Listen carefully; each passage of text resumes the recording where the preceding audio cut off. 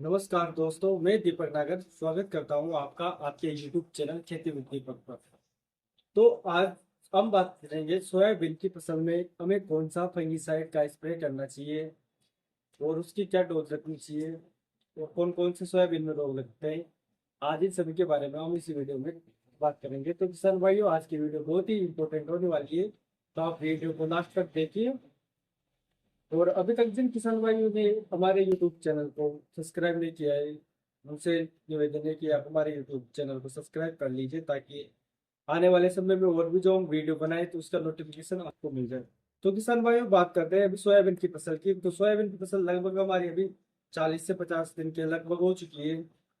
और किसान भाइयों, जैसे सोयाबीन की फसल में नमी रहती है, बारिश होती है, लगभग दिन में 10-10 घंटे अगर बारिश होती है, खेत में अधिक नमी रहती है, तो उससे हमारी जो सोयाबीन की फसल है उसमें विभिन्न प्रकार के रोग देखने को मिलेंगे आपको।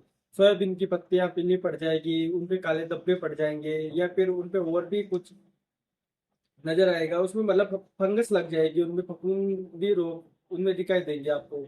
तो जैसे सोयाबीन की फसल में आपको पीला मोजेक वायरस रोग दिखाई दे, या बैक्टीरियल ब्लैक रोग नजर आए, या एंथ्रेक्नोज रोग नजर आए, तो उनके लिए हमें क्या करना चाहिए, कौन से फंगिसाइड बेस्ट रहते हैं उनके लिए, और हमें उनके बारे में आज हम डिटेल से बात करेंगे इस वीडियो में कि सोयाबीन में कौन कौन से रोग लगते हैं और उनमें हमें कौन कौन से फंगिसाइड डालनी चाहिए। तो किसान भाई, वीडियो को अंत तक देखिए, क्योंकि आज की वीडियो बहुत ही इंपॉर्टेंट है। इसमें हम सोयाबीन के सभी रोगों के बारे में बात करेंगे।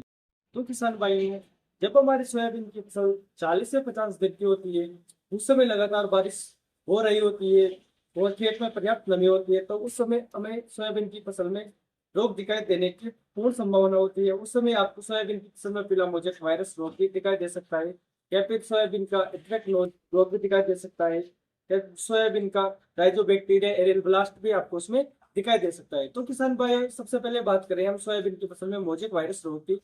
तो मोजेक वायरस जो रोग है, इसके लक्षण आपको सोयाबीन में किस तरह से दिखाई देंगे, आप उसको किस तरह से पहचान सकते हैं।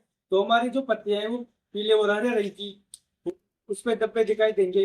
या फिर बात करें, जो हमारे पौधे की वृद्धि है वो रुक जाएगी। तो इस तरह से आप सोयाबीन की फसल में मोजेक वायरस रोग को देख सकते हैं, या फिर जो स्क्रीन पर आपको दिखाई दे रहा है इस तरह के लक्षण उसमें आपको दिखाई देने लग जाएंगे। अब बात करें इसके कंट्रोल की, आप किस तरह से मोजेक वायरस रोग को कंट्रोल कर सकते हैं।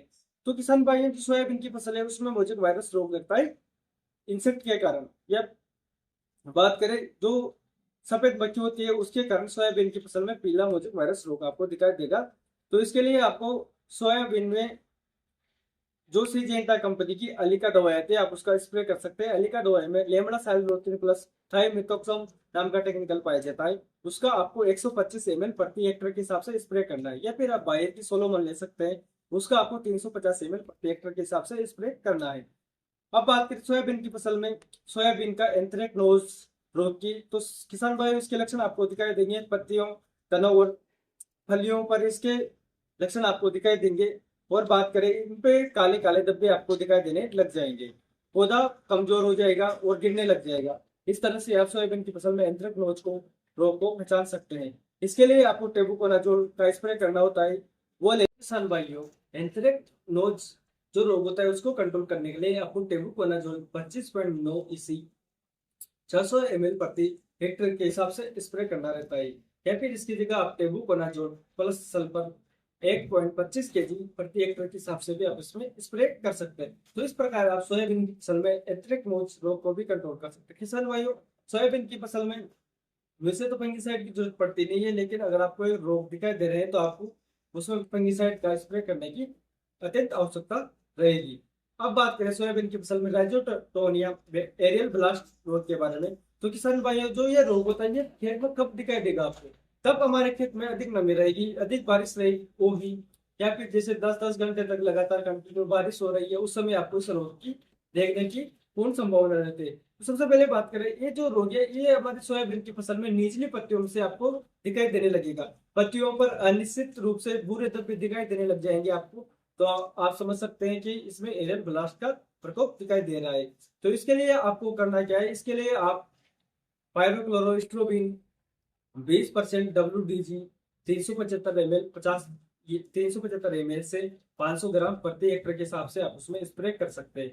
या फिर बात करें प्राइक्सर, जो बासठ का प्राइसर आता है, उसका भी आप इसमें स्प्रे कर सकते हो। उसकी डोज आपको 300 ग्राम प्रति हेक्टर के हिसाब से रखना है। तो किसान भाइयों, ये हुई हमारे सोयाबीन की फसल में रोगों की बात। आप इस तरह से सोयाबीन की फसल में इन रोगों को कंट्रोल कर सकते हो।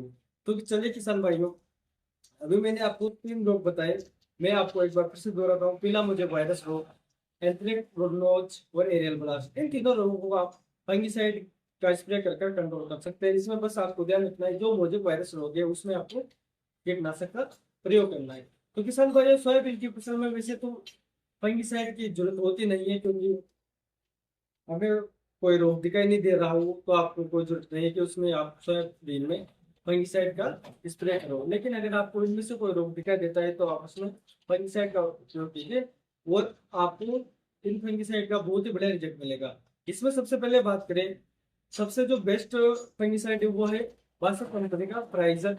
उसका उपयोग अगर आप करते हैं तो आपको बहुत ही बढ़िया रिजल्ट मिलेगा, और साथ में ये अपनी जो सोयाबीन की पत्तियां होती है उनको भी अच्छी तरह से रखता है, उनमें किसी भी प्रकार का कोई रोग नहीं आने देता। और अगर आप इनका उपयोग करोगे तो आपको पैदावार भी अच्छी मिलेगी, क्योंकि जब अगर फंगिसाइड का स्प्रे आप करते हो तो जो सोयाबीन की फलियां हैं वो भी अधिक मात्रा में बनती है, दानों में भी भरा होता है, वो भी अच्छा होता है। तो किसान भाइयों, ये है मूल्य हमारे सोयाबीन की फसल में रोगों की बात। तो ये सोयाबीन की फसल में प्रमुख रोग होते हैं। किसान भाइयों, अगर आपको वीडियो अच्छी लगी हुई हो तो आप हमारे यूट्यूब चैनल खेती उद्दीपक को सब्सक्राइब कीजिए और वीडियो को लाइक कीजिए। धन्यवाद। जय जवान जय किसान।